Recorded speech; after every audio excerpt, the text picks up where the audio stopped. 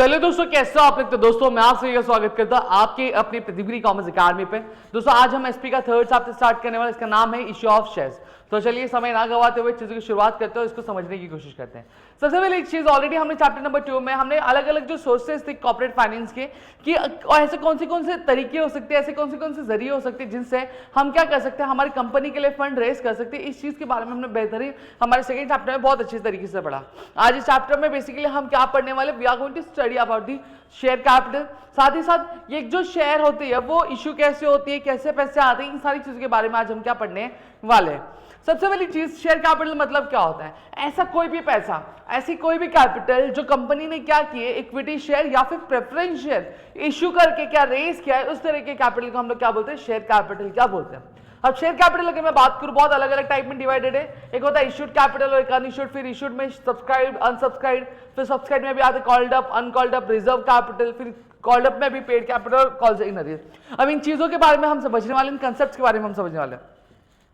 सबसे पहली चीज अगर मैं बात करूं ऑथोराइज कैपिटल क्या, ऑथोराइज कैपिटल मतलब सीधी सीधी बात ये होता है कि जो कंपनी का मोआ होता है, यानी मेमोरेंडम ऑफ एसोसिएशन होता है, उसमें साफ साफ लिखा रहता है कि कंपनी अपने लाइफ टाइम तक क्या कर सकती है, इतना अमाउंट ही क्या रेज कर सकती है, इससे ज्यादा अमाउंट रेज नहीं कर सकती है कैपिटल के लिए। समझ में आया। उस तरह के कैपिटल को हम लोग क्या बोलते हैं, ऑथोराइज कैपिटल बोलते हैं। क्यों? क्योंकि मोआ ने ये अथॉरिटी दी है, ठीक है, ये अधिकार दिया है कि आप अपनी लाइफ टाइम तक सिर्फ इतनी कैपिटल क्या रेज कर सकते हो। ऑथोराइज कैपिटल को नॉमिनल कैपिटल भी कहा जाता है। अब नॉमिनल कैपिटल क्यों कहा जाता है, ये इसलिए कहा जाता है कि जो ऑथोराइज कैपिटल है, जैसे फॉर एग्जांपल 50 सीआर का लिखा हुआ, फॉर एग्जांपल 50 सीआर का है, अब कंपनी को और पैसे की जरूरत पड़ रही है तो कंपनी क्या कर सकती है, मोआ में अमेंडमेंट कर सकती है, मोआ में चेंजेस कर सकती है और उस 50 करोड़ की कैपिटल को रेज करके वो क्या कर सकती है, 100 करोड़, 200 करोड़, 300 करोड़ क्या कर सकती है। अब ये जो कैपिटल लिखा था बुक में 50 करोड़, ये सिर्फ नाम के लिए लिखा था, तो इसलिए इसको क्या बोला जाता है, नॉमिनल कैपिटल क्या बोला जाता है। अब साथ ही साथ ऑथराइज कैपिटल, नॉमिनल कैपिटल को क्या कहा जाता है, आपका रजिस्टर्ड कैपिटल भी क्या कहा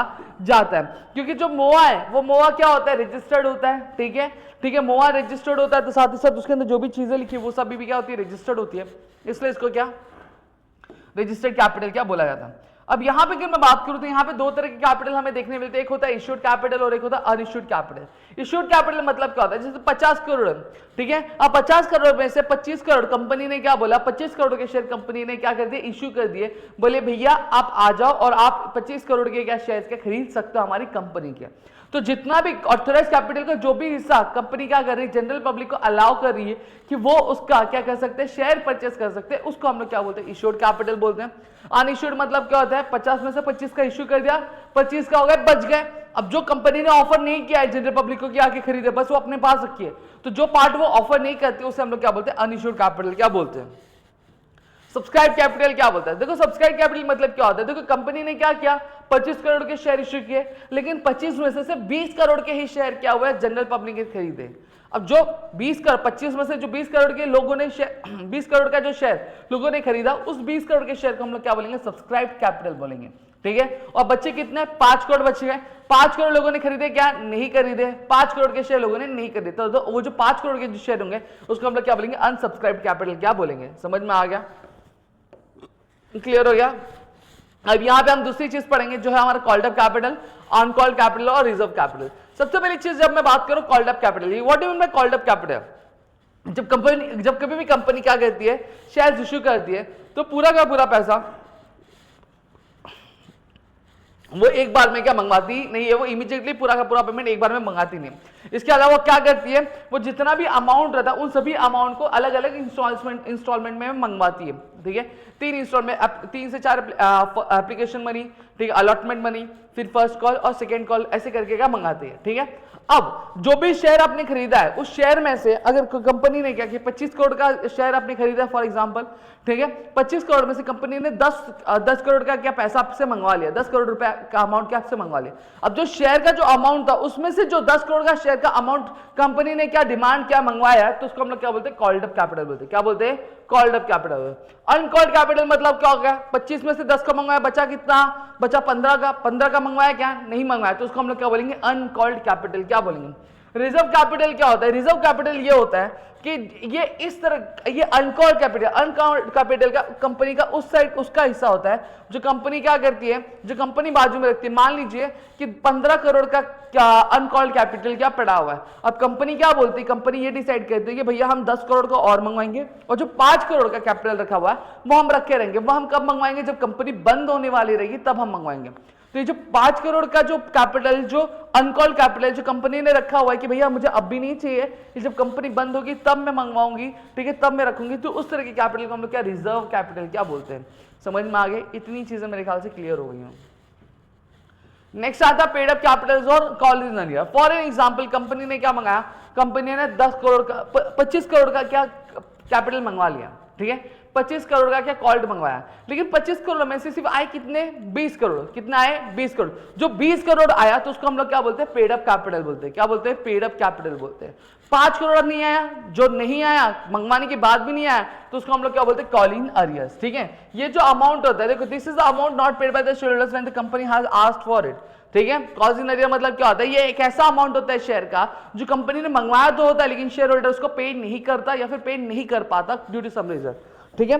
फॉर फ्यूचर ऑफ शेयर्स मतलब क्या होता है? फॉर फ्यूचर ऑफ शेयर्स मतलब ये होता है अगर कोई भी शेयर होल्डर्स क्या होता है अपने जो इंस्टॉलमेंट्स होती है अगर वो पे नहीं कर पाता, यानी जो कॉल है वो पे नहीं कर पाता, तो कंपनी के पास ये अधिकार होता है कि कंपनी क्या कर सकती है? अपनी जो शेयर होल्डिंग है उस शेयर होल्डर से वापस ले सकती है। समझ में आ गया? Next we are going to study about the issue of shares. Issue of shares क्या होता है, किस तरीके से होते हैं, कौन से मेथड्स होते हैं, क्या तरीके होते हैं, इन चीजों के बारे में बात क्या हम करने वाले हैं। तो सबसे पहली चीज, कंपनी इश्यू कब करती है, शेयर को इश्यू कब करती है? जब कभी भी कंपनी को क्या चाहिए रहता है? पैसे चाहिए रहता है, कोई भी नया प्रोजेक्ट स्टार्ट करने के लिए या फिर एक्सपांड करने के लिए या फिर डाइवर्सिफाई करने के लिए या फिर जो पुराने एसेट्स है, ठीक है, उनको रिप्लेस करने के लिए या फिर जो पुराने कर्जे है उसे रिपे करने के लिए, तो कंपनी क्या करती है? शेयर इश्यू क्या करती है, ठीक है। अब पैसे रेज करने के लिए देखो एक तरीका होता है कि ये सारी चीजें करने के लिए कंपनी दो चीज कर सकती है, या तो लोन ले सकती है या तो अपनी सिक्योरिटी जैसे शेयर, डिबेंचर्स, बॉन्ड इश्यू करके क्या वो पैसे रेज कर सकती है। अगर कंपनी जो पैसे अगर वो शेयर बेच के क्या करती है? रेज करती है, तो सबसे पहली चीज यहाँ पे दो तरह के शेयर्स बिकते हैं, एक होता है प्रेफरेंस और एक होता है इक्विटी। प्रेफरेंस शेयर क्या होता है और इक्विटी शेयर क्या होता है, इसके बारे में बहुत ही बेहतरीन तरीके से हमारे सेकंड चैप्टर में बहुत अच्छे तरीके से आपको हर एक चीज बताई है। समझ में आ गया? अब यहाँ पे हम क्या पढ़ने वाले हैं? हम बेसिकली पढ़ने वाले what are the methods of issue of shares. ऐसे कौन से तरीके हैं जिससे कंपनी क्या करती है? शेयर्स इशू करती है। इसके बारे में हम एक एक करके क्या देखने वाले हैं, जिसमें पब्लिक आता है, एग्जिस्टिंग आता है, एग्जिस्टिंग एम्प्लॉइज आता है, प्राइवेट प्लेसमेंट आता है। समझ में आ गया? देखेंगे सबसे पहली चीज हम क्या देखेंगे, हम पब्लिक इशू या फिर पब्लिक ऑफर और शेयर्स क्या बोलते हैं। जब कभी भी देखो, जब कभी भी ये कब कहा जाता है, जब कभी भी कंपनी क्या करिए अपने जो शेयर्स है वो शेयर्स क्या करिए किसी प्राइवेट प्लेसमेंट को नहीं दे रही, वो आपके जो जनरल पब्लिक होती है, जो आम जनता है, उनको ऑफर करती है, भैया आप आओ, पैसे लगाओ और हमारे शेयर्स क्या खरीदो। तो इसको हम लोग क्या बोलते हैं? पब्लिक इशू क्या बोलते हैं, ठीक है। अब यहां पे अगर मैं बात करूं तो शेयर्स को इश्यू करने के लिए या फिर शेयर की प्राइस डिसाइड करने के लिए दो मेथड्स क्या होते हैं। सबसे पहली चीज क्या होता है? Fix price issue method. अब इस मेथड में जो कंपनी क्लियरली उनकी जो प्रोस्पेक्टस क्या होता है, बेसिकली एक इन्विटेशन होता है जहां पे कंपनी क्या करती है? इनवाइट करती है लोगों को कि आओ और हमारे शेयर क्या खरीदो, ठीक है। जहां पे कंपनी अपने प्रोस्पेक्टस में क्लियरली मेंशन कर देती है कि इतने शेयर्स हैं, ठीक है, इतने ही शेयर इतने पर्टिकुलर प्राइस में क्या मिलते हैं, जनरल पब्लिक को क्या मिलेंगे, ठीक है। जो इन्वेस्टर्स होता है, जो इन्वेस्टर होता है, उसको बोला जाता है कि आप या तो पे कर दो या फिर जो शेयर वैल्यू है, शेयर वैल्यू का कुछ हिस्सा पे कर दो या फिर पूरा का पूरा अमाउंट क्या पे कर दो जब वो अप्लाई करता रहता है। समझ में आ गया? कंपनी को एक्चुअल में पता रहता है कि उसकी डिमांड कितनी होगी शेयर्स की, ठीक है, सब्सक्रिप्शन पीरियड एंड होने के बाद। अब जो शेयर है वो पार में, पार मतलब क्या होता है? जितनी प्राइस होती है उतने ही में बेचा जा सकता है। प्रीमियम में मतलब क्या होता है? जब कभी देखो शेयर की डिमांड बढ़ जाएगी लेकिन शेयर उतने नहीं है तो प्राइस क्या होती है? बढ़ती है। जो प्राइस बढ़ती है उसको हम लोग क्या बोलते हैं? 10 रुपए का शेयर है, अब उसका 5 रुपए क्या हो गया? प्राइस बढ़ गया, तो वो क्या हो गया? प्रीमियम हो गया। और फिर क्या आता है? डिस्काउंट। डिस्काउंट की मतलब क्या होता है? जब कभी भी कंपनी के शेयर बिकते नहीं तो कंपनी क्या करती है? कुछ अमाउंट कम करके जब शेयर बेचती है उसको हम लोग डिस्काउंटिंग क्या बोलते हैं, ठीक है। ये जो मेथड होता है, ये मेथड हर एक टाइप जो होता है शेयर इशू का उसमें यूज होता है, चाहे वो पब्लिक इशू हो गया, राइट इशू हो गया या फिर ईसॉज हो गया, ठीक है। अब दूसरा आता है big building method, book building method. अब बुक बिल्डिंग मेथड क्या होता है? इस मेथड में क्या होता है, कंपनी जो स्टार्ट होती है उसको पता नहीं होता है कि एक्चुअल में उसकी शेयर की वैल्यू कितनी होनी चाहिए, मार्केट में उसकी शेयर की वैल्यू कितनी होगी, क्या डिमांड है, ये सब चीज के बारे में आइडिया होता नहीं है। तो कंपनी क्या करती है, कंपनी सीधा सीधा एक प्रोस्पेक्टस इशू करती है, जिसको हम लोग क्या बोलते हैं, रेड हियरिंग प्रोस्पेक्टस क्या बोलते हैं, ठीक है, ठीक है। जहां पे कंपनी जो होती है दो प्राइस सेट करती है, एक सबसे कम जिसको हम लोग क्या बोलते हैं फ्लोर प्राइस बोलते हैं, और एक सबसे ज्यादा जिसको हम लोग क्या बोलते हैं सीलिंग प्राइस बोलते हैं। मान लीजिए कंपनी ने 40 रुपया क्या सबसे कम रखा, तो 40 रुपया हमारा क्या हो गया, फ्लोर प्राइस हो गया। 50 रुपए सबसे ज्यादा प्राइस रखा, तो ये क्या हो गया, हमारा आपका सीलिंग प्राइस क्या हो गया, समझ में आ गया। अब यहाँ पे जो इन्वेस्टर्स होते हैं जिन्हें भी शेयर खरीदना होता है, उनको उनके टाइम दिया जाता है कि भैया आप क्या कर सकते हो, इस पे क्या बोली लगा सकते हो, जिस भी अमाउंट पे सबसे ज्यादा बोली लगी, जिस भी अमाउंट पे सबसे ज्यादा बोलेगी उसी प्राइस में क्या शेयर क्या इशू किया जाएगा। अब यहाँ पे बोली लगाने का जो टाइम, इसको इंग्लिश में हम लोग बिडिंग बोलते हैं, ठीक है। बिडिंग लगाने का टाइम कितना दिन दिया जाता है, जनरली 5 दिन का दिया जाता है। Bids along with the application money are submitted to the lead merchant banker। अब यहाँ पे क्या होता है कि जो बिड होती है आपकी एप्लीकेशन मनी के साथ क्या किया जाता है, लीड मर्चेंट बैंकर को सबमिट किया जाता है, जिसको हम लोग क्या बोलते हैं, बुक रनर क्या बोलते हैं, ठीक है। और वो क्या करता है, जो भी बोली लगी रहती है बुक्स में रिकॉर्ड करता है। बिडिंग के बाद ये 5 दिन के बाद बिडिंग बंद हो जाती है। कंपनी जो रहती है वो फाइनल जो प्राइस होती है वो डिसाइड करती है, जिसपे सबसे ज्यादा जो शेयर्स है वो बेचे जा सकते हैं। फिर प्रोस्पेक्टस इशू किया जाता है और उसके फाइनल प्राइस के साथ इशू किया जाता है। इस बुक बिल्डिंग मेथड, ये जो बुक बिल्डिंग मेथड है मेनली पब्लिक इशू और जो इनिशियल पब्लिक ऑफर होता है जिसको आईपीओ बोला जाता है, ठीक है। और फिर दूसरा फॉलो ऑन पब्लिक ऑफर बोला जाता है, इसको एफपीओ बोला जाता है, इसको बोला जाता है, ठीक है।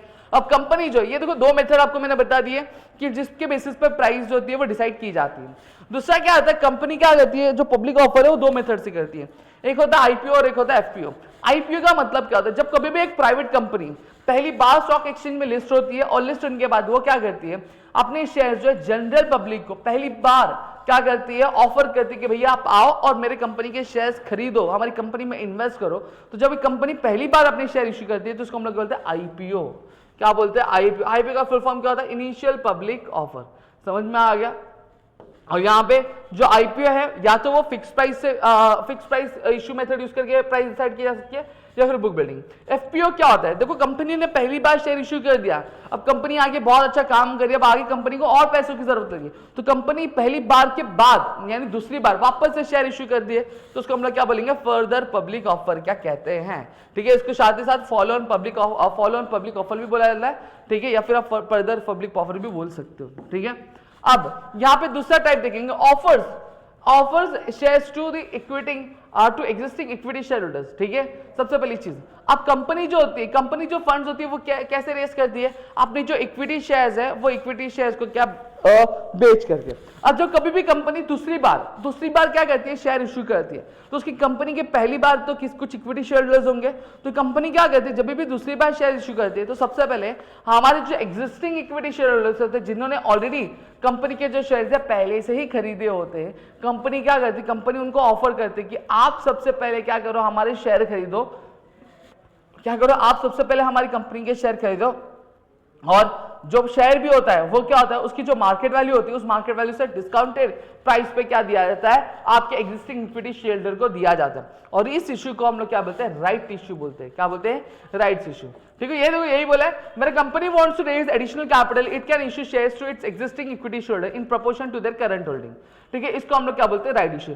जब कभी भी कंपनी वापस से शेयर इश्यू करती है तो वो क्या करती है, अपने एग्जिस्टिंग इक्विटी शेयर होल्डर को जब सबसे पहला ऑफर देती है, क्या करती है, सबसे पहला ऑफर देती है कि आप इतने शेयर खरीद सकते हैं इतने पर्टिकुलर प्राइस पे। और वो शेयर डिसाइड कैसे होते हैं, डिसाइड होते हैं उनका जो प्रीवियस शेयर होल्डिंग था उसके बेसिस पे क्या डिसाइड किया जाता है कि इतने शेयर्स पे इतना राइट इश्यू क्या मिलेगा। समझ में आ गया। अब जो शेयर होल्डर होता है, एग्जिस्टिंग शेयर होल्डर होता है, उसके पास कुछ राइट्स होते हैं, ठीक है। इसका मतलब ये होता है, प्रिमिटिव राइट्स होते हैं। इसका मतलब क्या होता है कि जब कभी भी शेयर्स इश्यू होंगे तो सबसे पहला ऑप्शन उनको दिया जाएगा। जो राइट्स होते हैं वो मेनली क्या किया जाता है, बहुत ही लोअर प्राइस, मतलब मैंने कहा ना मार्केट प्राइस जो भी होता है उससे कम की प्राइस में क्या किया जाता है, शेयर ऑफर किया जाता है। साथ ही साथ एक लू भेजा जाता है। लू मतलब क्या होता है, लेटर ऑफ ऑफर भेजा जाता है शेयर होल्डर को, ठीक है, जहां पे क्लियरली मेंशन होता है कितने शेयर्स आपको राइट इश्यू में मिल रहे हैं और साथ ही साथ कितने दिन के अंदर आपको ये शेयर क्या खरीदना है। मिनिमम कम से कम 15 दिन रहता है और ज्यादा 30 दिन रहता है, उससे ज्यादा नहीं है।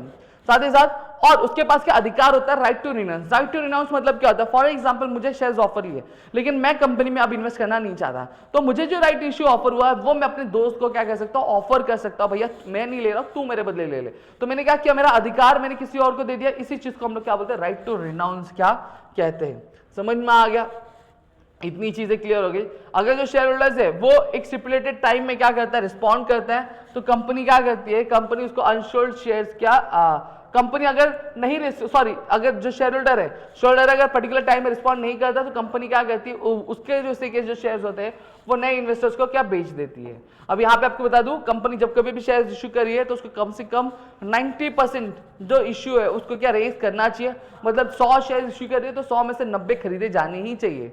ठीक है, क्लियर हो गया। नेक्स्ट आता है बोनस इश्यू। बोनस इश्यू या फिर बोनस शेयर्स।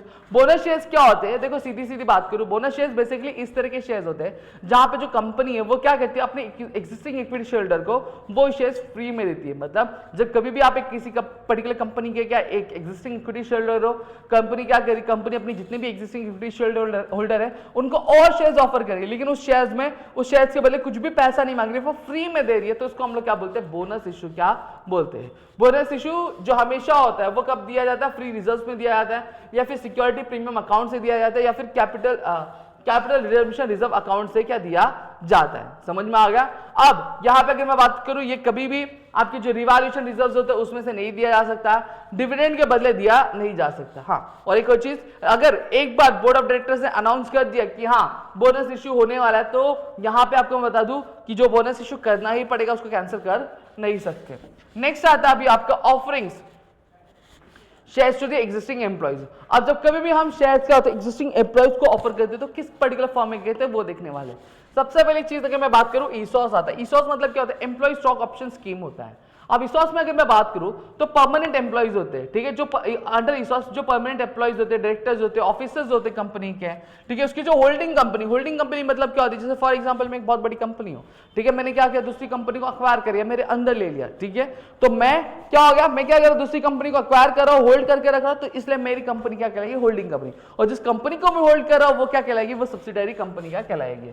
ठीक है, जो राइट होता है कंपनी के जो इक्विटी शेयर्स का एक फ्यूचर डेट पे परचेज करने का, वो भी एक प्राइस, ऐसी प्राइस जो फ्यूचर डेट पे नहीं डिसाइड होगी, जो अब भी डिसाइड हो जा रही है, तो उसको हम लोग क्या बोलते हैं, उसको हम लोग ईसॉस बोलते हैं। क्या बोलते हैं, ईसॉस कहते हैं। ठीक है, ईसॉस क्या कहता है, ईसॉस मोटिवेट करता है एम्प्लॉइज को ये फील कराने में कि भैया हम खुद ओनर है और हमें क्या करना है, हमें कंपनी के लिए बहुत ज्यादा मेहनत करनी है। अब यहां पे आप बोलेंगे सर ये ईसॉस मदद कैसे करता है कंपनी की, ये तो कंपनी का नुकसान है, नहीं, कंपनी की मदद करता है, ये ऐसे मदद करता है कि कंपनी क्या कर सकती है, अपने जो अच्छे खासे टैलेंट है उनको रिटेन कर सकती है। ठीक है, जो शेयर्स होता है वो डायरेक्टली या फिर कंपनी क्या कर सकती है, एम्प्लॉय वेलफेयर ट्रस्ट के थ्रू क्या मार्केट वैल्यू से कम के प्राइस में क्या शेयर ऑफर कर सकती है। यहां पे अगर मैं बात करूं, मिनिमम वेस्टिंग पीरियड होता है। वेस्टिंग पीरियड मतलब क्या होता है, वेटिंग पीरियड होता है कि जहां पे आपको कम से कम 1 साल क्या काम करना पड़ेगा तब आपको ये चीज मिलती है। ठीक है, और एक लॉक इन पीरियड होता है। लॉक इन पीरियड मतलब क्या होता है, जहां पे अगर आपको शेयर्स ऑफर हो पाते हैं तो शेयर्स ऑफर होने के बाद आप उसको बेच नहीं सकते उतने टाइम के लिए। ठीक है, जो कम से कम कितने साल के लिए रहता है, वो 1 साल के लिए तक रहता है। अगर 1 साल का लॉक इन पीरियड है तो 1 साल के अंदर आप शेयर बेच नहीं सकते। हाँ, 1 साल के बाद आप भले जो करना है वो कर सकते हो। समझ में आ गया। जो शेयर्स होते हैं ईसॉस के अंदर वो कोई भी डिविडेंड कैरी नहीं करते, वोटिंग राइट्स नहीं कैरी करते अनटिल एक्सरसाइज। ठीक है, जो शेयर होल्डर्स होते हैं अप्रूव इस चीज को अप्रूव करते हैं किसके थ्रू, स्पेशल रेजोल्यूशन के थ्रू जो रिक्वायर्ड होता है। समझ में आ गया। जो एम्प्लॉइज होते हैं वो कभी भी शेयर्स को ट्रांसफर नहीं कर सकते, वो प्लेज और मॉर्टगेज नहीं करते, मतलब आप सिक्योरिटी भी रख नहीं सकते। अब यहाँ पे कंपेंसेशन कमेटी का सेटअप की जाती है ईसॉस का पूरा ध्यान रखने के लिए, और साथ ही साथ जो सेबी होता है यानी share based employee benefits regulation 2014 को भी फॉलो करने के। फिर नेक्स्ट क्या आता है, ईएसपीएस। ईएसपीएस मतलब क्या होता है, एम्प्लॉय स्टॉक परचेज स्कीम। अब ईएसपीएस के थ्रू जो एम्प्लॉयज होती है वो क्या करते हैं, वो इक्विटी शेयर्स का ऑफर करते हैं, किसको ऑफर करते हैं लोगों को, किसके प्राइस में, एक पर्टिकुलर डिस्काउंटेड प्राइस में। जो पेमेंट होती है वो शेयर्स की वो कैसे डिडक्ट की जाती है, वो सैलरी से क्या की जाती है, डिडक्ट की जाती है। अब अलग अलग कैटेगरीज जो एम्प्लॉयज होते हैं उनको अलग अलग जो नंबर ऑफ शेयर्स क्या किए जाते हैं वो अलॉट किए जाते हैं। जो शेयर्स इशूड किए जाते हैं ईएसपीएस के वो इमीडिएटली क्या हो जानी चाहिए, लिस्टेड हो जानी चाहिए, और साथ ही साथ उसमें लॉक इन पीरियड कितना होना चाहिए, वो 1 साल का होना चाहिए अगर वो आपके पब्लिक इश्यू का पार्ट नहीं है। जो शेयर होल्डर्स है से अप्रूवल ली जाती है आपकी स्पेशल रेजोल्यूशन के थ्रू, और जो स्कीम है उसको कंपलसरी क्या करना पड़ता है, जो सेबी यानी share based employee benefit regulation 2014 है उसको क्या फॉलो करना पड़ता है। फिर आता है आपका सार्स। सार्स क्या होता है, स्टॉक अप्रिसिएशन राइट स्कीम। ठीक है, सार्स क्या करता है, ये एम्प्लॉय को ये अधिकार देता है कि उनको क्या मिले, उनको अप्रिसिएशन मिले। अगर कोई भी particular specified number of shares है जो आपके फ्यूचर डेट में उसकी जो प्राइस है वो बढ़ने वाली है, तो जो प्राइस बढ़ी है, ठीक है, जो फायदा हुआ वो किसको मिलता है, वो एम्प्लॉयज को क्या मिलता है। जो कंपनी क्या अलॉट करती, कंपनी अलॉट करती है सार यूनिट, ठीक है, link to the share value on the date of allotment. Employee क्या करते हैं, एम्प्लॉय को अप्रिसिएशन जो होता है वो कैश या फिर इक्विटी शेयर्स में मिलता है, जहां पे कॉस्ट जो होता है शेयर्स का बाइंग का वो बिल्कुल नहीं होता है। सार्स को क्या चाहिए रहता है, सार्स के पास मिनिमम वेस्टिंग पीरियड होता है 1 साल का, साथ ही साथ लॉक इन पीरियड भी, और कोई लॉक इन पीरियड होता नहीं है। शेयर होल्डर को जो अप्रूवल मिलती है वो स्पेशल रेजोल्यूशन के थ्रू क्या मिलती है। फिर आता है sweat equity share. Sweat equity shares अगर मैं बात करूं, ये इशूड किसको किया जाता है, ये जो डायरेक्टर्स होते हैं, जो एम्प्लॉइज होते हैं, उनको इशू किया जाता है एक डिस्काउंटेड प्राइस में। ठीक है, क्लियर हो गया, जहां पे कोई भी non cash consideration recognition of their value contribution.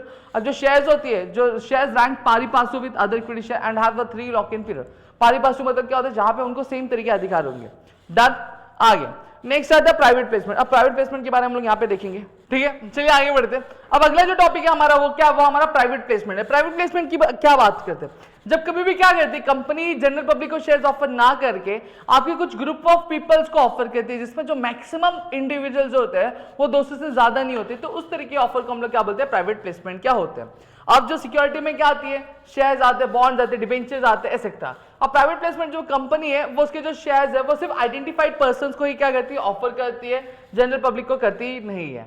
ठीक है, जो बोर्ड ऑफ डायरेक्टर्स होते हैं वो जो इंडिविजुअल्स होते हैं उनको आइडेंटिफाई करते हैं, ग्रुप सिलेक्ट करते हैं। ठीक है, जिसमें आपका म्यूचुअल फंड भी आता है, इंस्टीट्यूशनल इन्वेस्टर्स भी आते हैं, और जो कुछ क्वालिफाइड इन्वेस्टर्स भी क्या इंक्लूड होते हैं। कंपनी क्या रहती है, company must issue a private placement offer letter along with the application. ठीक है, साथ ही साथ जो शेयर्स ऑफर्ड होते हैं वो फुल्ली पेड अप हो सकते हैं या फिर पार्टली पेड अप हो सकते हैं, और जो पेमेंट है वो चेक, डिमांड ड्राफ्ट और बाकी सारे जो बैंकिंग मोड्स है उनके साथ भी किए जा सकते, बट कैश में किए जाते नहीं है। जो राइट ऑफ रिनाउंसिएशन है, जो अधिकार होता है रिनाउंसिएशन का, वो प्रोवाइड नहीं किया जाता है इस प्राइवेट प्लेसमेंट में। जो कंपनी है, कंपनी को कम से कम क्या शेयर होल्डर्स का अप्रूवल लेना चाहिए, किसके थ्रू, स्पेशल रेजोल्यूशन के थ्रू, आपकी प्राइवेट प्लेसमेंट करने से पहले। जो कंपनी है वो प्राइवेट प्लेसमेंट वो 2 तरीके से कर सकती है, एक होता है राइट इश्यू और एक होता है preferential issue. Right issue already मैंने पहले भी आपको समझा दिया, अब हम बात करेंगे प्रेफरेंशियल इश्यू के बारे में।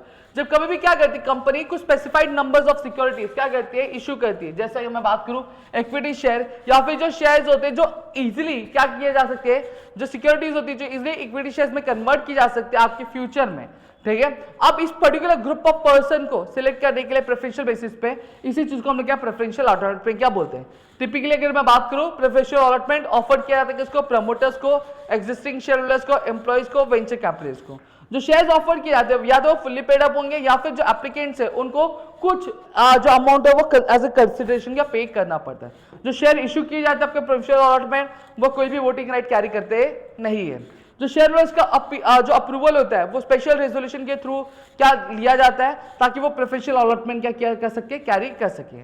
जो कंपनीज को ऑफरली क्या किया जाता है, चूज किया जाता है प्रेफरेंशियल अलॉटमेंट के लिए, क्योंकि वो लेस टाइम कंज्यूमिंग होते हैं और उसमें जो बहुत कम फॉर्मेलिटीज और पेपर वर्क क्या रहती, कंपेयर की जाए तो। अब आता है अलॉटमेंट ऑफ शेयर्स की। अलॉटमेंट ऑफ शेयर्स मतलब क्या होता है, ये बेसिकली एक तरह का प्रोसेस होता है जहां पे कंपनी क्या करती है, कंपनी जो शेयर्स होती है वो जो एप्लीकेंट होते हैं जिन्होंने अप्लाई किया था उनको क्या देती है, तो इस प्रोसेस को हम लोग क्या बोलते हैं, अलॉटमेंट ऑफ शेयर्स क्या बोलते हैं। ठीक है, जो प्रोसेस होता है अलॉटमेंट का, यहाँ पे अगर मैं बात करूं, कंपनी सबसे पहली चीज क्या इशू करती है, प्रोस्पेक्टस इशू करती है और एप्लीकेशन फॉर्म इशू करती है। ठीक है, साथ ही साथ जो एप्लीकेंट्स होते हैं जो एप्लीकेशन फॉर्म भरते हैं, ठीक है, वो फॉर्म भरते हैं और सबमिट करते हैं एप्लीकेशन मनी और एप्लीकेशन को आपकी कंपनी के बैंक के पास। ठीक है, जो बीओडी होती है वो अप्रूव करती है एक्सेप्टेंस को, such as application in board meeting by passing a resolution. वो क्या करती है, वो आपकी जो एक्सेप्टेंस होती है उसको अप्रूव करती है, जैसे एप्लीकेशंस होती है जो बोर्ड मीटिंग में जो प्रेजेंट की जाती है। इस अप्रूवल को हम लोग क्या कहते हैं, अलॉटमेंट ऑफ शेयर्स क्या बोलते हैं। डीमैटेरियलाइजेशन ऑफ शेयर्स क्या होता है? देखो कंपनीज एक्ट 2013 के हिसाब से कुछ जो कंपनीज होती है उनको जो शेयर्स होती है वो हमेशा डीमैटेरियलाइज फॉर्म में क्या इशू करना चाहिए। डीमैटेरियलाइज मतलब क्या होता है? जब कभी भी कंपनी क्या कर रही है, जो शेयर्स होती है वो फिजिकल फॉर्म में या फिर फिजिकल शेयर सर्टिफिकेट नहीं दे रही है, वो इलेक्ट्रॉनिक मोड में क्या कर रही है, सारी चीजें कवर कर रही है, तो उसको हम लोग डीमैट क्या बोलते हैं। जो कंपनी, ये कौन सी कंपनी को कंपलसरी है? जो भी कंपनी पब्लिक ऑफर जो है 10 करोड़ से ज्यादा की करती है उनको डीमैट में करना पड़ेगा। जितनी भी अनलिस्टेड पब्लिक कंपनीज होती है जब कोई भी नए इशू करती है, ठीक है, 10 सितंबर 2018 के बाद से उनको क्या करना पड़ेगा? उनको डीमैट फॉर्म में करना पड़ेगा। बाकी सारे क्लासेस है कंपनी के जो प्रेस्क्राइब किए जाते हैं। ऐसी कोई भी कंपनी जो उसके जो शेयर इशू करती है वो किसी भी फॉर्म में करती है, ठीक है, वो आगे चलकर उसको डीमैट फॉर्म में क्या कन्वर्ट कर सकती है किसी भी टाइप पे। कंपनीज जो इशू करती है शेयर्स को डीमैटेरियलाइज्ड फॉर्म में, उनको जो डिपॉजिटरीज एक्ट 1996 है और साथ ही साथ उससे रिलेटेड जो रेगुलेशंस है वो फॉलो करने पड़ेंगे। अब यहाँ पे हम बात करेंगे व्हाट आर दी प्रोविजंस, ऐसे क्या क्या रूल्स है और ऐसे क्या क्या कंडीशंस है जो हमें करनी चाहिए। हर एक जो कंपनी जो क्या करती है शेयर्स इशू करती है उसको जो प्रोविजन है कंपनीज एक्ट 2013 का वो मानना पड़ेगा। इसके एडिशनल में अगर बात करूं कंपनी कुछ फॉलो करती है, जैसे कंपनीज के रूल है, company prospectus and allotment of securities rule 2014 ये फॉलो करना पड़ता है। सेबी का जो issue of capital disclosure requirement regulation act 2018 वो फॉलो करना पड़ेगा। जो रूल्स एंड रेगुलेशंस होती है वो हमेशा ये ध्यान रखती है कि जो ट्रांसपेरेंसी है वो बनी रहनी चाहिए, प्रॉपर डिस्क्लोजर होना चाहिए और इन्वेस्टर के जो इंटरेस्ट है उसको प्रोटेक्ट करके रखना चाहिए, अलॉटमेंट तक करते टाइम भी, अलॉटमेंट के बाद भी। समझ में आ गया? अब जब अलॉटमेंट किया जाता है शेयर का तो वो दो तरीके से किया जाता है, कुछ स्टैट्यूटरी प्रोविजंस जो कंपलसरी हमें फॉलो करने ही पड़ते हैं और कुछ जनरल प्रिंसिपल है। सबसे पहली चीज क्या आता है? Statutory provision. स्टैट्यूटरी प्रोविजंस में क्या होता है? पहला सबसे पहली चीज प्रोस्पेक्टस रजिस्टर होता है। एक जो कॉपी होती है प्रोस्पेक्टस की वो जो रजिस्ट्रार होते हैं कंपनी के उनके पास क्या किया जाता है? फाइल किया जाता है उसके पब्लिकेशन मतलब जनरल पब्लिक को मिलने से पहले, ठीक है। ये जो होना चाहिए ये सभी से साइन किया जाना चाहिए। जितने भी प्रपोज एक्ट है, प्रपोज एक्ट मतलब क्या होता है? जो भी कंपनी फॉर्म होगी तो कंपनी फॉर्म होने से पहले हम डिसाइड कर लेते हैं कि डायरेक्टर्स बनने वाले, बने नहीं है लेकिन आगे बनेंगे, तो उसको हम लोग क्या बोलते हैं? प्रपोज डायरेक्टर्स क्या बोलते हैं। समझ में आ गया? ठीक है। ये कभी प्रपोज डायरेक्टर कौन से फॉर्म है? जब कंपनी नई नई फॉर्म होती है तब, ठीक है, या फिर जो एग्जिस्टिंग डायरेक्टर्स है, अगर कंपनी पहली सी फॉर्म है तो जो एग्जिस्टिंग डायरेक्टर्स होते हैं उनसे क्या हमें साइन करना चाहिए। फिर आता है एप्लीकेशन मनी। अब एप्लीकेशन फॉर्म के साथ जो एप्लीकेंट होते हैं जो शेयर्स खरीदना चाहते हैं उनको मिनिमम कम से कम 5% जो भी शेयर की वैल्यू डिसाइड की जाएगी उस शेयर की वैल्यू के 5% क्या करना पड़ता है? आपका पे करना पड़ता है, ठीक है। किसके रूल्स के हिसाब से? सेबी के रूल्स के हिसाब। अब जो पब्लिक कंपनीज होती है सेबी ने क्या किया है? सेबी ने डिस्क्राइब स्पेसिफाइड है minimum application money should be 25% of the nominal value of shares. मतलब क्या बोला गया? मतलब जो भी एप्लीकेशन मनी होगा तो एप्लीकेंट क्या सबमिट करेंगे? कितना अमाउंट सबमिट करेंगे? 25% नॉमिनल वैल्यू क्या नॉमिनल जो वैल्यू होगी शेयर की उसका 25% क्या सबमिट करेंगे। मिनिमम सब्सक्रिप्शन क्या बोला है? जो मिनिमम सब्सक्रिप्शन रेफर किया जाता है कि कम से जितने भी कंपनी क्या करी है शेयर्स इशू करी उसमें से कम इतने शेयर्स को क्या होना चाहिए? सब्सक्राइब होने ही चाहिए, ठीक है। और ये जो अमाउंट है वो 30 दिन के अंदर अंदर क्या कलेक्ट कर लिया जाना चाहिए प्रॉस्पेक्टस इशू करने के बाद। सेबी स्पेसिफाई करता है जो मिनिमम नंबर है वो कितना 90% क्या इश्यू होना चाहिए। अगर ये करेक्ट नहीं किया जाता है तो जो इश्यू है वो क्या कहलाता है? वो अंडर सब्सक्राइब कहलाता है और कंपनी को जितने भी एप्लीकेशन मनी आया है, ठीक है, उन सभी को क्या रिटर्न कर देना चाहिए 15 दिन के अंदर अंदर। अब इस चीज को अवॉइड करने के लिए कंपनी क्या करती है? कंपनी एक फॉर्मूला अपनाती है जिसको हम लोग क्या बोलते हैं? अंडरराइटिंग एग्रीमेंट बोलते हैं, ठीक है, अंडरराइटर्स के साथ। जहां पे जो कुछ बैंक्स होती है वो एक लिख के देती है हम एज एन अंडरराइटर आपके लिए फॉर्म करेंगे, अगर आपकी कंपनी के शेयर्स नहीं बिकते हैं तो वो शेयर्स को हम खरीदेंगे, ठीक है। फिर आता है closing of subscription list. SEBI क्या करता है? सेबी कंपलसरी करता है जो सब्सक्रिप्शन लिस्ट है वो क्या ओपन की कर दी जानी चाहिए कम से कम 3 वर्किंग डे के लिए, कम से कम 3 वर्किंग डे के लिए, लेकिन ज्यादा कितना? 10 वर्किंग डे, उससे ज्यादा करना नहीं है। जो एप्लीकेंट्स है वो अप्लाई कर सकते हैं शेयर्स के तभी जब सब्सक्रिप्शन लिस्ट ओपन होगी, तभी बंद हो जाएगी तो कर नहीं सकते। बेसिस ऑफ अलॉटमेंट, जो शेयर्स होते हैं वो अलॉट कौन से बेसिस पे की जाते हैं? वो हर एक कैटेगरी की डिसाइड की जाती है सब्सक्राइबर की, उसके बेसिस पे अलॉट किए जाते हैं। जो अलॉटमेंट है वो डन किस पे किया था? मिनिमम एप्लीकेशन साइज पे ही डन किया है। वो सब्सक्रिप्शन मतलब क्या होता है? सीधी सीधी बात करूं कि कंपनी ने फॉर एग्जांपल 10,000 करोड़ के शेयर्स इश्यू किए, लेकिन जो एप्लीकेशंस है वो कितना है? वो 12,000 करोड़ का आ गया। मतलब जितना इश्यू किया गया था उससे ज्यादा क्या एप्लीकेशन आ गया, तो उसको हम लोग क्या बोलते हैं? ओवर सब्सक्रिप्शन बोलते हैं। क्या बोलती है? ओवर सब्सक्रिप्शन बोलते हैं। और सेबी कभी भी जो अलॉटमेंट अलाउ नहीं करता, जितनी सिक्योरिटीज ऑफर की उतनी ही आप अलॉटमेंट कर सकते हो, उससे ज्यादा अलॉटमेंट कर सकते हैं नहीं है, या फिर अगर ऑफर भी करेगी तो कम से कम 10% ही ज्यादा करेगी, उससे ज्यादा नहीं करेगी। Permission to deal on stock exchange, अब पब्लिक ऑफर करने से पहले जो कंपनी को क्या करना पड़ता है, एक या फिर एक से ज्यादा स्टॉक एक्सचेंज से क्या परमिशन लेनी पड़ती है और अपने आप को क्या लिस्ट करना पड़ता है। जो प्रोस्पेक्टस होता है वो प्रोस्पेक्टस क्या मेंशन करता है, जो स्टॉक एक्सचेंज होता है उसको मेंशन करता है, जो फैक्ट होता है एप्लीकेशन मनी का लिस्टिंग के लिए उसको करते हैं। फिर आता है appointment of managers and other agency, जो कंपनी को क्या करना पड़ता है, कंपनी को अपॉइंटमेंट करना पड़ता है, किसको, एक या फिर एक से ज्यादा मर्चेंट बैंकर्स का, वो ताकि वो क्या काम कर सके, एज ए मैनेजर काम कर सके पब्लिक इश्यू में। ठीक है, ये क्या अपॉइंट करते हैं, अपॉइंट करते हैं जो रजिस्ट्रार होते हैं इश्यू के उनको, साथ ही साथ जो कलेक्टिंग बैंक्स होते हैं, अंडरराइटर्स होते हैं, ब्रोकर्स होते हैं, जो सेल्फ सर्टिफाइड सिंडिकेट बैंक्स होते हैं, साथ ही साथ एडवर्टाइजिंग एजेंट्स होती है उनको। जो रजिस्टर्स है, रजिस्ट्रार है वो मेंटेन करता है रिकॉर्ड किसका, शेयर होल्डर्स का और डिबेंचर होल्डर्स का। वहीं पे जो आपका वाइल SCSBS यानी सेल्फ सर्टिफाइड सिंडिकेट बैंक्स, ये ऐसे बैंक्स होते हैं जो सर्टिफाइड होते हैं सेबी के द्वारा, जो क्या प्रोवाइड करती है, आसबा यानी application supported by block amount facility. इसका मतलब क्या होता है कि जहां पे आप क्या करते हो, आप पर्टिकुलर एक अमाउंट डालते हो और वो अमाउंट क्या हो जाती है, फ्रीज हो जाती है। क्या हो जाती है, फ्रीज हो जाती है। आप उसको ना निकाल सकते हो ना कैंसिल कर सकते हो, कुछ नहीं कर सकते आप, समझ में आ गया। फिर वो जो अमाउंट कब ली जाती है, जब आप अगर आपका जो एप्लीकेशन एक्सेप्ट कर लिया जाता है, फिर वो अनफ्रीज होकर वो कंपनी के पास, अगर नहीं होता है तो आपको कंपनी का रिटर्न कर देती है। ठीक है, फिर नेक्स्ट आता है आपका जनरल प्रिंसिपल। जनरल प्रिंसिपल मतलब क्या होता है, ये कुछ ऐसे रूल्स रहते हैं, कुछ ऐसे रेगुलेशंस होते हैं जो कंपनी को आपके फॉलो करने पड़ते हैं। किसके एडिशन में, जो प्रोविजन कंपनीज एक्ट 2013 फॉलो करे वो तो करना ही है, उसके अलावा ये प्रिंसिपल्स भी फॉलो करना है। सबसे पहली चीज प्रॉपर अथॉरिटी, जो प्रॉपर अथॉरिटी होती है शेयर इशू करने, वो किसी पास होती है, बोर्ड ऑफ डायरेक्टर्स के पास, या जो अगर अलॉटमेंट कमिटी सेटअप की जाती है बोर्ड द्वारा तो उनके पास होती है। Allotment must be the application only. ठीक है, जो शेयर्स होते हैं वो तभी अलॉट किए जाएंगे अगर आपने कंपनी को एप्लीकेशन दिया है तभी, अगर नहीं दिया तो दिए जाएंगे नहीं। रीजनेबल टाइम, कंपनीज एक्ट के हिसाब से जो अलॉटमेंट है वो 60 दिन के अंदर अंदर हो जानी चाहिए एप्लीकेशन मनी मिलने के बाद। अलॉटमेंट जो है वो आपके 5th डे जो होता है after the issue of the prospectus, उससे ही क्या शुरू हो जाना चाहिए। एब्सोल्यूट और अनकंडीशनल अलॉटमेंट, जो शेयर्स अलॉट किए जाते हैं, ठीक है, जो शेयर्स अलॉट किए जाते हैं उसका जो एग्जैक्ट टर्म मेंशन रहना चाहिए प्रोस्पेक्टस में और एप्लीकेशन फॉर्म में, और उसके बाद कोई भी चेंजेस, कोई भी नई कंडीशन आनी चाहिए नहीं। कम्युनिकेशन, जो कंपनी को एप्लीकेंट जो एप्लीकेशन दिया रहता है, जो शेयर्स खरीदना चाहता है, उनको उनके अलॉटमेंट के बारे में एक लेटर जो होता है, लेटर ऑफ अलॉटमेंट या फिर अलॉटमेंट डिवाइस को भेज के क्या करना चाहिए, इन्फॉर्म करना चाहिए। जो कम्युनिकेशन स्पेसिफाई करता है कितने शेयर्स अलॉट किए गए, साथ ही साथ जो अमाउंट होता है अलॉटमेंट मनी का वो क्या पे किया जाना चाहिए। फिर आते हैं कंप्लायंस विद अदर लॉज, जो अलॉटमेंट है वो मस्ट नॉट बी कॉन्ट्रावेंस और वायलेट। यहां पे क्या बोला गया है कि जब कभी भी अलॉटमेंट हो रही है तो वो किसी भी तरीके से जो लॉज होते हैं, जो रूल्स एंड रेगुलेशंस होते हैं, उनको वायलेट करने चाहिए नहीं।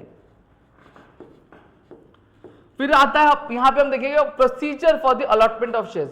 अब प्रोसीजर क्या है एक शेयर को अलॉट करने का, वो हम लोग देखने वाले हैं। सबसे पहली चीज क्या आता है, अपॉइंटमेंट ऑफ अलॉटमेंट कमेटी। जब एक बार सब्सक्रिप्शन लिस्ट क्या हो जाती है, क्लोज आता है, क्या हो जाती है, क्लोज हो जाती है, जो सेक्रेटरी क्या करता है वो बोर्ड ऑफ डायरेक्टर्स को इन्फॉर्म करता है कि भैया हमें क्या बनानी है, अलॉटमेंट लिस्ट क्या बनानी है। अब जो इश्यू है वो अगर पार है, पार मतलब क्या होता है, इक्वल है, मतलब इक्वल है, ठीक है, सब्सक्राइब्ड है, और अंडर सब्सक्राइब मतलब जितने शेयर्स इश्यू किए थे अगर उतने ही सब्सक्राइब किए गए तो उसको हम लोग पास सब्सक्राइब बोलते हैं। अंडर सब्सक्राइब मतलब जितने इश्यू किए गए थे उतने ही सब्सक्राइब, उससे कम सब्सक्राइब किए गए तो उसको अंडर सब्सक्राइब बोलेंगे। ठीक है, तो यहाँ पे जो बोर्ड ऑफ डायरेक्टर्स, जो बोर्ड होती है वो डायरेक्टली क्या करती है, शेयर्स अलॉट कर सकते हैं अगर शेयर्स पास सब्सक्राइब हो या फिर अंडर सब्सक्राइब हो। अगर हाँ जो इश्यू है वो ओवर सब्सक्राइब मतलब जितना ऑफर किया गया तो उससे ज्यादा लोगों ने क्या किया, एप्लीकेशन दिया है, तो जो बोर्ड अपॉइंट क्या करता है, अलॉटमेंट कमेटी अपॉइंट करता है ताकि वो ये डिसाइड कर सके कि अब हमें कौन से बेसिस पर अलॉटमेंट करनी चाहिए और जो रिपोर्ट है वो बोर्ड ऑफ डायरेक्टर्स को क्या सबमिट करें। अब आता है holding board meeting to decide the basis of allotment. अब यहाँ पे जो बोर्ड होता है वो जो अलॉटमेंट फॉर्मूला जो अलॉटमेंट कमेटी द्वारा क्या सजेस्ट किया जाता है उसको अप्रूव करता है। जो सेबी का रिप्रेजेंटेटिव हमेशा वहां पे प्रेजेंट होता है ये देखने के लिए जो अलॉटमेंट फॉर्मूला वो प्रॉपर्ली प्रिपेयर किया जा रहा है कि नहीं किया जा रहा है। अब जो लिस्टेड शेयर्स होते हैं, जो स्टॉक एक्सचेंज की जो अथॉरिटी है उसको भी जो अलॉटमेंट फॉर्मूला होता है वो क्या करना पड़ता है, अप्रूव करना पड़ता है। अप्रूवल के बाद जो एप्लीकेशन जो अलॉटमेंट लिस्ट है वो क्या की जाती है, प्रिपेयर की जाती है, जिसमें जो नेम्स होते हैं सारे अलॉटीज के वो लिखे जाते हैं और साथ ही साथ वो साइन किसके द्वारा किया जाता है, चेयरमैन और सेक्रेटरी द्वारा क्या साइन किया जाता है। डन। फिर नेक्स्ट आता है पास बोर्ड रेजोल्यूशन फॉर अलॉटमेंट। अब एक बोर्ड रेजोल्यूशन क्या पास किया जाता है फॉर्मली क्या शेयर्स को अलॉट करने के लिए। साथ ही साथ इसको ऑथोराइज कौन करता है, इसको अधिकार कौन देता है, राइट कौन देता है, सेक्रेटरी राइट देता है क्या इशू करके, जो इश्यू होता है लेटर ऑफ अलॉटमेंट इशू करके, ठीक है, जो भी सक्सेसफुल अलॉटमेंट होता है और जिनको आपका शेयर अलॉट नहीं होता उनको क्या भेजता है, लेटर ऑफ रिग्रेट क्या भेजता है, ठीक है, किसके साथ, जो भी उनकी एप्लीकेशन मनी होती है उसके साथ उनको क्या भेजता है। कंपनी जो शेयर इशू कर रहे हैं वो इलेक्ट्रॉनिकली भी क्या नोटिफाई करते हैं किसको, डिपॉजिटरी, जैसे एनएसडीएल हो गया और सीडीसीएल हो गया, ठीक है, फिजिकल लेटर्स के अलावा। फिर आता है कलेक्शन ऑफ अलॉटमेंट मनी। जो लेटर ऑफ अलॉटमेंट होता है वो स्पेसिफाई करता है कि कितने अमाउंट जो एप्लीकेंट द्वारा पे किए गए, जो पेमेंट होती है वो बैंक को क्या की जाती है, ठीक है, बैंक को की जाती है, बैंक को की जाती है जो कि कंपनी द्वारा क्या एक स्टिपुलेटेड टाइम है, ठीक है। जितने भी पब्लिक इश्यू होते हैं और राइट टू इश्यू होते हैं, ठीक है, उसमें असबा एक मैंडेटरी, असबा मतलब क्या होता है मैंने ऑलरेडी बताया, जहां पर जो एप्लीकेंट की मनी क्या की जाती है, आपकी फ्रीज कर दी जाती है, वो ना तो और डिपॉजिट की जा सकती है ना उसको रिमूव की जा सकती है, जब तक एप्लीकेशन कब क्लियर हो जाए। अगर आपका एप्लीकेशन अप्रूव हो जाता है तो कंपनी के अकाउंट में चले जाता है, अगर नहीं होता है तो वो आपके अकाउंट में ही रहती है। समझ में आ गया। फिर नेक्स्ट आता है arrangement relating to the letter of renunciation. अब जो एप्लीकेंट्स होते हैं उनको जो शेयर अलॉटेड शेयर्स होता है वो क्या कर सकते हैं, उसको रिनाउंस कर सकते हैं। रिनाउंस मतलब क्या होता है, वो जो अधिकार है शेयर खरीदने का वो किसी और को भी क्या दे सकते हैं, ठीक है, किसके साथ, ओरिजिनल लेटर्स का। अब जो बोर्ड के अप्रूवल का, अब जो सेक्रेटरी होता है जब कभी भी शेयर्स का होते हैं रिनाउंस होते हैं तो वो क्या करता है, अलॉटमेंट लिस्ट को अपडेट करता है न्यू अलॉटी के नाम से। फिर आता है arrangement relating to the splitting of the allotment. अगर एक एप्लीकेंट है वो रिक्वेस्ट को क्या करता है, स्प्लिट करना चाहता है, मतलब जो उसको अधिकार मिले उसको दो हिस्सों में क्या अगर वो बांटना चाहता है तो वो क्या कर सकता है, हाँ कर सकता है। जो बोर्ड है उसको वो क्या करता है, उसकी ये चीज को अप्रूव करता है, उसकी रिक्वेस्ट को अप्रूव करता है, और फिर जो सेक्रेटरी है वो क्या करता है, अलॉटमेंट लिस्ट को अपडेट करता है और वो स्प्लिट लेटर क्या इशू करता है। फाइल रिटर्न ऑफ अलॉटमेंट, जो सेक्रेटरी है उसको जो रिटर्न ऑफ अलॉटमेंट है वो क्या करना पड़ता है, वो रजिस्ट्रार जो होता है कंपनी का उसको पास क्या सबमिट करना पड़ता है 30 दिन जो होता है अलॉटमेंट के उसके अंदर। साथ ही साथ जो इस रिटर्न में अगर मैं बात करूं डिटेल्स किसकी आती है, अलॉटीज की आती है, साथ ही साथ जो वैल्यू होती है शेयर्स की वो भी क्या अलॉट की जाती है। अमाउंट्स जो होते हैं वो पेड होते हैं या फिर पेएबल होते हैं। Prepare register of company members and issue share certificate. जो सेक्रेटरी है वो क्या करता है, जो नेम्स होते हैं जितने भी एप्लीकेंट्स होते हैं उनके क्या एंटर करता है, ठीक है, रजिस्टर ऑफ मेंबर्स में। जो शेयर सर्टिफिकेट्स है वो प्रिपेयर किए जाते हैं और डिस्ट्रीब्यूट किए जाते हैं मेंबर्स के बीच में 2 महीने के अंदर। डिमेटलाइज शेयर्स में जो डिपॉजिटरी है वो क्या करती है, सारी एंट्रीज करती है और फिजिकल शेयर सर्टिफिकेट इशू किए नहीं जाते। अब यहाँ पे शेयर सर्टिफिकेट क्या होता है, शेयर सर्टिफिकेट बेसिकली अगर मैं बात करूं एक आपका क्या होता है, एक रजिस्टर्ड डॉक्यूमेंट होता है जो कंपनी द्वारा इशू किया जाता है, जो एज एन एविडेंस क्या क्या काम करता है कि आपने कंपनी के कुछ अमाउंट ऑफ शेयर्स क्या खरीदे हैं, ठीक है। It acts as a prima facie of evidence of title, मतलब ये एक एज अ टाइटल, एक एज अ एविडेंस क्या काम करता है। समझ में आ गया। अब यहाँ पे शेयर सर्टिफिकेट दी जाती है, साथ ही साथ इनकी क्या की जाती है, एंट्री भी की जाती है आपके रजिस्टर ऑफ मेंबर्स में, ठीक है। जो शेयर सर्टिफिकेट्स में क्या क्या आना चाहिए, वो कॉमन सील कंपनी का जो थप्पा होता है, स्टैंप होता है वो रहता है, ठीक है, साइन किया जाता है 2 डायरेक्टर्स द्वारा, ठीक है, ऑथोराइज किया जाता है बोर्ड ऑफ डायरेक्टर्स द्वारा कंपनी के सेक्रेटरी के साइन के साथ, ठीक है। कंटेंट्स क्या होते हैं, ये कंटेंट्स आप इसको रीड कर सकते हो, इसमें ज्यादा कुछ नहीं, फोलियो नंबर बता दूं, ये क्या होता है, नंबर होता है एक तरह का सीक्वल नंबर होता है, समझा। फिर आता है time of issue of share certificate. अब within 2 months from the date of incorporation to the subscriber people who first signed the company's memorandum of association, ठीक है। यहाँ पे 2 महीने के अंदर कंपनी स्टार्ट होने के 2 महीने के अंदर जो सब्सक्राइबर्स होते हैं, कुछ ऐसे पर्सन जिन्होंने मेमोरेंडम ऑफ एसोसिएशन के साइन किया था उनको शेयर सर्टिफिकेट इशू किया जाता है। अलॉटमेंट के 2 महीने के अंदर जितने भी अलॉटीज होती है जिनको पहली बार क्या शेयर इशू किया था उनको दिया जाता है within the 1 month from the receiving the transfer papers और intimation of transmission. For example जिनको शेयर अलॉट किया था उन्होंने क्या शेयर बेच दिया, या फिर ट्रांसमिशन मतलब जब कभी भी क्या होता है हम किसी और के नाम पे मिल जाती है इन केस ऑफ डेथ वगैरह में, तो वो क्या होना चाहिए, वो ट्रांसफरी को क्या मिलना चाहिए, कितने महीने के अंदर, 1 महीने के अंदर क्या मिल जाना चाहिए। डुप्लीकेट शेयर सर्टिफिकेट, ये क्या होता है, डुप्लीकेट शेयर सर्टिफिकेट एक नया सर्टिफिकेट होता है जो कंपनी क्या करती है अपने शेयर होल्डर्स को देती है जब ओरिजिनल शेयर सर्टिफिकेट वो लॉस्ट हो जाता है, गुम जाता है, या फिर डैमेज हो जाता है, या फिर डिस्ट्रॉय हो जाता है। कंपनी क्या कर सकती है, एक डुप्लीकेट शेयर सर्टिफिकेट इशू की कर सकती है 2 केसेस में। पहला, जब ओरिजिनल सर्टिफिकेट वो क्या फट जाता है या फिर खराब हो जाता है, फिर डैमेज हो जाता है और वो उसको कंपनी को क्या रिटर्न करना पड़ता है। दूसरा क्या होता है, जब शेयर होल्डर्स प्रूव करते हैं कि जो ओरिजिनल सर्टिफिकेट है वो क्या गुम हो चुका है या फिर डिस्ट्रॉय हो चुका है, तभी कर सकती है, वरना कर सकती नहीं है। अगर एक शेयर सर्टिफिकेट लॉस हो जाता है तो कंपनी क्या करेगी, एक नोटिस क्या पब्लिश करती है न्यूज़पेपर में, ये इन्फॉर्म करने के लिए पब्लिक को कि जो लॉस हुआ है उसके बारे में, और साथ ही साथ पूछती है कि भैया अगर आपको शेयर सर्टिफिकेट मिला है तो प्लीज कंपनी को वो रिटर्न कर दे। अगर कोई रिस्पॉन्ड नहीं करता है किसी भी पर्टिकुलर टाइम में तो कंपनी क्या करती है, डुप्लीकेट शेयर सर्टिफिकेट इशू कर देती है। समझा?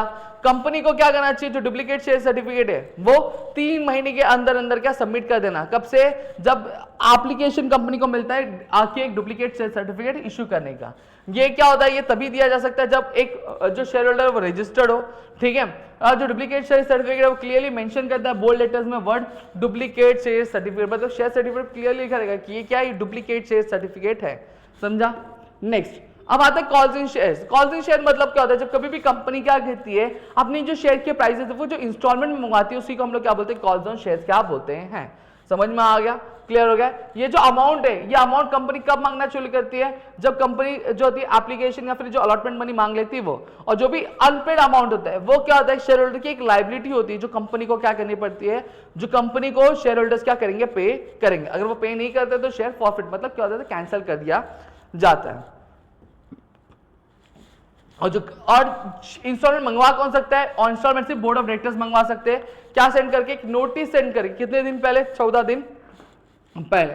और जो एक कॉल हो सकता है वो एक कॉल जो फेस वैल्यू होता है, फेस वैल्यू के 25% अमाउंट से ज्यादा होना चाहिए नहीं। अब आता है forfeiture of shares. Forfeiture of shares मतलब सीधी सीधी बात में अगर मैं यहाँ पे बात करूं, जब कभी भी कंपनी क्या करती है आपके शेयर्स के जो कॉल्स होते हैं, जो शेयर्स की इंस्टॉलमेंट होती है वो मंगवाती है, और बाकायदा कि कोई एक शेयर होल्डर होता है जो क्या करता है, वो शेयर का अमाउंट पे नहीं कर पाता है, तो वहां पे उसको क्या किया जाता है, उसके शेयर ले लिया जाता है। इसको हम लोग क्या बोलते हैं, फॉरफीचर ऑफ शेयर्स क्या बोलते हैं। अब यहाँ पे अगर मैं बात करूं, सिर्फ जो पार्टली पेड अप शेयर्स होते हैं, ठीक है, मतलब एक ऐसे शेयर जो पूरे पे नहीं किए रहते, उसका अमाउंट पूरा नहीं पे किया जाता, उसी को क्या फॉरफिट किया जाता है। जो बोर्ड क्या कर सकती है, जो फॉरफिट शेयर्स होती है वो कंपनी के फायदे के लिए क्या करती है, अब ये करने से पहले कंपनी को एक नोटिस शेयर होल्डर को क्या भेजना पड़ता है, जहां पे उसको कम से कम 14 दिन का टाइम देना पड़ता है कि जो भी ड्यू अमाउंट होगा वो उसको क्या पे कर सके इंटरेस्ट के साथ। अगर शेयर्स फॉरफिट कर दिए जाते हैं तो वो किसके हो जाते हैं, फिर वो कंपनी के हो जाते हैं, और कंपनी उसको वापस से रीइश्यू यानी बेचने के लिए यूज कर सकती है। जो रीइश्यू होता है फॉरफिटेड शेयर का वो अलॉटमेंट की तरह नहीं होता है, जैसे नए शेयर अलॉट किया जाता है उसकी तरह से नहीं होता है। अब on reissue the company receives more money than what was due earlier. अब यहाँ पे जब कभी भी रीइश्यू होता है तो कंपनी का जितना पैसा बाकी था, कंपनी को जितना पैसा मिलना बाकी था उससे ज्यादा पैसा क्या कंपनी को मिलता है। ऑफ इफेक्ट्स क्या होता है फॉरफीचर का, पहले आता है सेसेशन ऑफ मेंबर्स। जब कभी भी शेयर्स फॉरफिट किया जाता है मतलब कैंसिल कर दिया जाता है तो पर्सन जो होता है वो कंपनी का मेंबर रहता नहीं है, उसके पास जितनी मेंबरशिप राइट होती है वो सभी का ले लिया, उसका जो नाम है रजिस्टर ऑफ मेंबर से हटा दिया। लायबिलिटी ऑफ मेंबर, हालांकि जो शेयर्स होते हैं वो फॉरफिट किए जाते हैं, जो शेयर होल्डर का स्टिल रिस्पॉन्सिबल रहेगा क्या, वो अनपेड कॉल्स को पे करने के लिए। अगर लायबिलिटी एंड हो जाती है, कभी एंड होती है जब कंपनी क्या करती है, जो फॉरफिटेड शेयर होती है उसको वापस से बेच देती है, तभी वो लायबिलिटी एंड होती, वरना होती नहीं है। लिक्विडेशन ऑफ कंपनी क्या होता है, अगर कोई कंपनी क्या हो रही बंद हो जा रही है क्या 1 साल के अंदर अंदर फॉरफिचर के, तो कंपनी जो इस पर्सन का वो शेयर था उसे क्या करना पड़ेगा, जितने भी बकायदा पेमेंट थे वो सारे पेमेंट क्या उसको पे करने पड़ेंगे as a past member of the company. Clear होगा? सरेंडर ऑफ शेयर्स मतलब क्या होता है, जब कभी भी एक जो शेयर होल्डर रहता है वो वॉलंटरीली बोलता है कंपनी को, भैया ये देखो ये आपके शेयर्स है, ये आप शेयर्स रख लो, मुझे आपके शेयर्स नहीं चाहिए, तो इसको हम लोग क्या बोलते हैं, सरेंडर ऑफ शेयर्स बोलते हैं। समझ में आ? ये कभी अलाउड किया जाता है जब कभी भी फॉरफीचर एक ओनली ऑप्शन बचता है आपका क्या पार्टली पेड अप शेयर्स पे अप्लाई करने के लिए, ठीक है।